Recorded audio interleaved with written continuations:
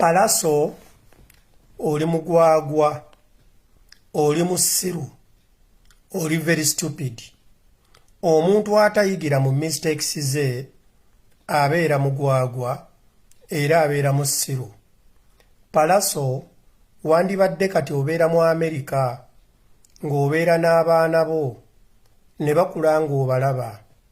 Naye effujjo n'okulowooza nti oli wa kabi bye byakulemesa okubeera mu Amerika, kuba wakubaakuba maama w'abaana bo ne bakwata ne bakusiba. Okuva mu kkomera wasibira Uganda. Era waliwo wakatuuka e Uganda, kaadi ye ya green card ne bagifulumya nga bakuwadde empapula ezikukkiriza okubeera mu Amerika. Palaso tewasobola kudda mu Amerika kuba wali tolina visa. Kaadi n'ekuyita mu ngalo. Ng'ate mu butuufu wandibadde paati mu kulaba abaana bo nga bakula, kaakati wafuuka mugenyi.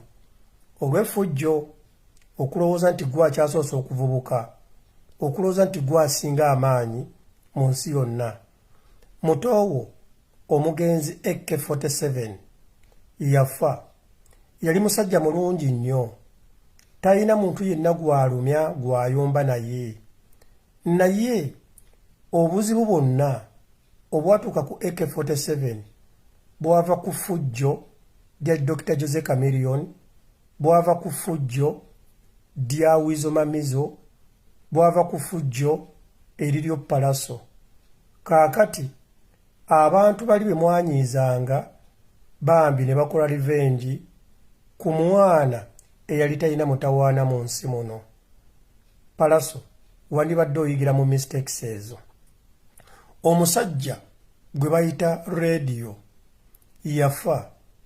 Amazima gali nti n'okunoonyereza tekwagenda mu maaso, naye nga kikifujjo kubanga yali alowooza yasoose okufuuka superstar.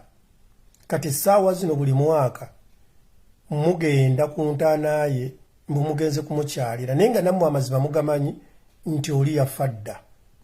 Omufu teri mufu, alina mugaso. Tulabye Rasta Thaddeus yali ayimba ne ba radio yafa. Rabadaba yamufumita ekiso.